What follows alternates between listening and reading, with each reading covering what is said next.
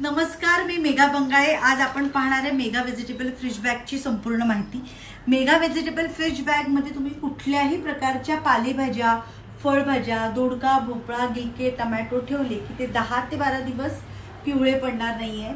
फळभाज्या या 15 ते 16 दिवस, अद्रक, हिरव्या मिरच्या आणि लिंब जवळजवळ 1 महिना मेगा बॅग्स मध्ये फ्रेश राहते।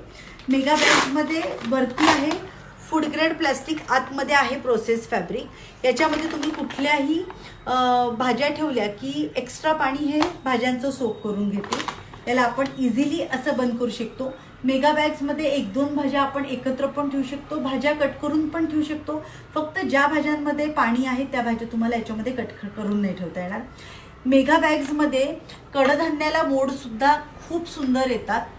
त्याचबरोबर डीप फ्रीजर बॅग सुद्धा मेगा बॅग्सची आहे। डीप फ्रीजर बॅग मध्ये तुम्ही हिरवे मटार, खोवलेलं ओलं नारळ